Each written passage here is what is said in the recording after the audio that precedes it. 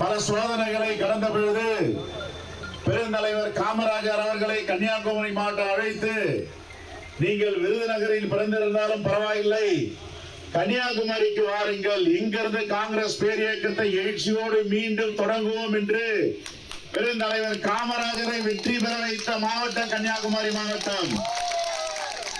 அந்த அளவிற்கு காங்கிரசோடு பிணைந்திருக்கின்ற மாவட்டம் கன்னியாகுமரி மாவட்டம். 3 வேட்பாளர்கள் இருக்கிறார்கள். நம்முடைய சட்டமன்ற கட்சி தலைவர் அன்பு சகோதரர் ராஜேஷ்குமார் இங்கே வேட்பாளர், 3வது முறையாக களமிறங்கி இருக்கிறார். அங்கே விளவங்கோடு என்று சொல்லி இருக்கிறார்கள். காலை உணவு திட்டம் 5ஆம் வகுப்பு வரை இருக்கிறது, அதை 8ஆம் வகுப்பு வரை நீடிப்போம் என்று வாக்குறுதி கொடுத்திருக்கிறார்கள். நம்முடைய புதுமை பெண் தவப்புதல்வன் திட்டம், கல்லூரி படிப்பை நிறுத்திவிடக் கூடாது என்ற அடிப்படையில் ஒரு தொகுதி மக்களுக்கு நாம் சொல்லிக் கொடுக்க வேண்டிய நிலையில் இல்லை, கற்றறிந்தவர்கள். ஆகவே மக்கள் விழிப்புடன் இருக்கிறார்கள். ஒருபோதும் மதவாத சக்திகளுக்கு தமிழ்நாட்டில் இடமில்லை, பிளவுவாத சக்திகளுக்கு தமிழ்நாட்டில் இடமில்லை. எப்படி உத்தரப்பிரதேசம், மத்திய பிரதேசம், ராஜஸ்தான், சத்தீஸ்கர் இங்கே எல்லாம் மக்களுக்கு எதிரான மனநிலையில் பிஜேபி ஆட்சி இருக்கிறதோ, புல்டோசர் ஆட்சி நடக்கிறதோ, அது போன்ற நிலை தமிழ்நாட்டில் ஏற்படக்கூடாது, விட்டுவிட மாட்டோம் என்று உறுதியாக தமிழ்நாட்டு மக்கள் சபதம் ஏற்றிருக்கிறார்கள். ஆகவே பெருவாரியான வாக்கு வித்தியாசத்தில் வரலாறு காணாத வெற்றியை எங்களுடைய இந்தியா கூட்டணி, மதச்சார்பற்ற ஜனநாயக கூட்டணி வெற்றி பெற போகிறது. ஆகவே அந்த எழுச்சி கண்முன் தெரிகிறது. தமிழ்நாட்டு மக்கள் தெளிவாக இருக்கிறார்கள்.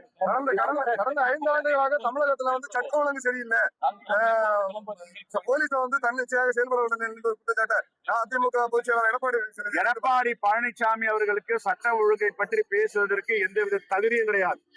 தூத்துக்குடி ஸ்டெர்லைட் துப்பாக்கி சூடு நடக்கும் போது காவல்துறையை, உளவுத்துறையை கையில வச்சுட்டு இருக்க எடப்பாடி என்ன சொன்னாரு? நான் தொலைக்காட்சியை பார்த்தா தெரிஞ்சுட்டேன், தெரியாதுனாரு. இது சட்டம் ஒழுங்கு நடைமுறையில் இருந்துச்சாப்போ? உள்ளாட்சி வழக்கு, பெண்களுக்கெல்லாம் பாலியல் துன்புறுத்தல், சட்டம் ஒழுங்கா இருந்ததா? சிறுமிகளை பாலியல் துன்புறுத்தல். ஆனா அந்த ஆட்சிக்கும் இந்த ஆட்சிக்கு என்ன வித்தியாசம்னா, ஏதாவது தவறுகள் நடந்தா மாண்பு முதலமைச்சர் வெளிப்படை தன்மையோடு நடவடிக்கை எடுக்கிறார். சிபிஐக்கு மாத்திரார், வழக்கு விசாரிக்கிட்டோம், உண்மை வெளியே வரணும். ஆனா இவர் என்ன பண்ணாரு? சொல்லலாம், ஐஏஎஸ் டெண்டர், பிடபிள்யூடி டெண்டர், உச்ச நீதிமன்றத்துல தான் நிலை. கண்ணியமா பேசுறோம் நாங்க நினைக்கிறோம், அவரும் கண்ணியமா அரசியல்ல பேசுறோம். நிலைப்பாடு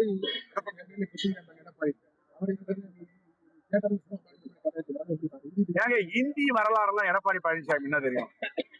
இந்தி திணிப்பு போராட்டம் எல்லாம் என்ன தெரியும்? நான் கேட்கிற ஜவஹர்லால் நேரு வரலாறு தெரியணும். ஹிஸ்டரி. ஜவஹர்லால் நேரு 2 எம்பி போய் பாக்குறாங்க. திமுக தலைமை அனுப்புது யார் யாரு? தர்மலிங்கம் வேலூர் எம்பி, சம்பத், டிவிகே சிலவுடைய தந்தை சம்பத் போய் 2 எம்பியை பாக்குறாங்க. திமுக தலைமை அனுப்பி இருக்கிறது. அங்க ஒரு போராட்டம் நடைபெற மாதிரி இருக்குங்க. இருமொழி கொள்கை வேணும். அப்ப என்ன சொன்னார் ஜவஹர்லால் நேரு? இருமொழி கொள்கை தமிழ்நாட்டில் நடைமுறைப்படுத்தப்பட்ட ட்ரூ லாங்குவேஜ், நாங்கள் திணிக்க மாட்டோம். அது கடிதம் கொடுத்தார் எழுத்துப்பூர்வமா. ஜவஹர்லால் நேரு ஃபாலோ பண்ணாரு, அன்னை இந்திரா காந்தி ஃபாலோ பண்ணாங்க, தலைவர் ராஜீவ் காந்தி ஃபாலோ பண்ணாரு, அன்னை சோனியா காந்தி ஃபாலோ பண்ணாங்க, எங்க தலைவர் ராகுல் காந்தி இன்னும் ஃபாலோ பண்ண. திணிக்க கூடாது, என்போர்ஸ் பண்ணக்கூடாது. அவங்களுக்கு வேணும்னா ஹிந்தி படிக்கலாம். இப்ப இந்தி பிரச்சார சபா டி நகர்ல இருக்க யாராவது போய் மூடிட்டாங்க. அதை எடப்பாடி அரசியலும் தெரியாது, எடப்பாடிக்கு ஒண்ணுமே தெரியாது. என்ன அவருக்கு அரசியல் தெரியும்? என்ன படிச்சிருக்காரு அரசியல் அவரு? அப்படி எல்லாம் பால் டேபா சாப்பிட்டு சாக வேண்டிதானு எங்கன்னா ஒரு தலைவரை பத்தி பேசுறாரா? கொரோனால செத்து போயிருந்தா இவ்வளவு அவதூறு. தமிழ்நாட்டு மக்கள் இதையும் பார்த்துட்டு இருக்காங்க. அரசியலும் தெரியாது, ஒன்னும் தெரியாது, ஆட்சி கூட துடிச்சிட்டு இருக்காரு. பிஜேபி மேல சவாரி செஞ்சுட்டு இருக்காரு. தாண்டி அஜித் ரசிகர்கள் இன்னைக்கு புகை வைக்கப்படுகின்றனர். விஜய் ரசிகர்களை தாண்டி அஜித் ரசிகர்கள் இன்னைக்கு புகை வைக்கப்படுகின்றனர். இல்ல, என்ன பொறுத்த வரைக்கும் நான் ஒரு தமிழ்நாட்டுல இருக்கிற குடிமகனா, அரசியல் தெரிஞ்சவனா, விஜயை விட அஜித்துக்கு ரசிகர்கள் யாராலும் அதற்கு நிகர சூப்பர் ஸ்டார் ரஜினிகாந்த் ரசிகர்கள் யாராலும்.